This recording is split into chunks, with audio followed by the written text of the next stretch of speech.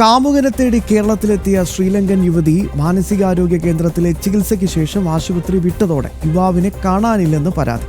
തിരുവനന്തപുരം കണിയാപുരം സ്വദേശി നജീമിനെ കാണാനില്ലെന്ന് കാണിച്ച് ഭാര്യ കഴക്കൂട്ടം പോലീസിൽ പരാതി നൽകി.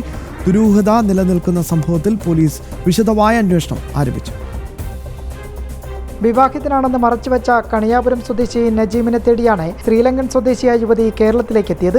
അബുദാബിയിലെ മാളിൽ ഒരുമിച്ച് ജോലി ചെയ്യുകയായിരുന്നു നജീമും ശ്രീലങ്കൻ യുവതിയും. 8 മാസത്തോളം അവിടെ ഇരുവരും ഒരുമിച്ച് താമസിക്കുകയും ചെയ്തു.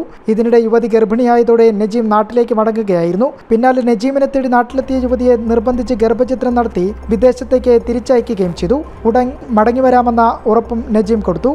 എന്നാൽ നജീം എത്താതായതോടെ വീണ്ടും നാട്ടിലെത്തിയപ്പോഴാണ് ഇയാൾ വിവാഹിതനും 2 കുട്ടികളുടെ അച്ഛനുമാണെന്ന വിവരം യുവതി അറിഞ്ഞത്.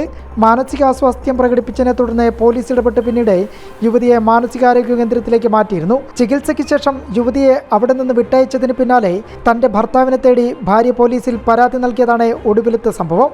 ഇതിനിടെ ഊളംപാറ മാനസികാരോഗ്യ കേന്ദ്രത്തിൽ നിന്ന് യുവാവ് ശ്രീലങ്കൻ യുവതിയെ കൂട്ടിക്കൊണ്ടുപോയതായി ആശുപത്രി അധികൃതർ സ്ഥിരീകരിച്ചിട്ടുണ്ട്. ഇരുവരും പക്ഷേ ഇപ്പോൾ എവിടെയാണെന്നതിൽ വ്യക്തതയില്ല. നിലവിൽ ഇരുവർക്കുമായി പോലീസ് അന്വേഷണം ഊർജിതമാക്കിയിട്ടുണ്ട്. ജനം, തിരുവനന്തപുരം.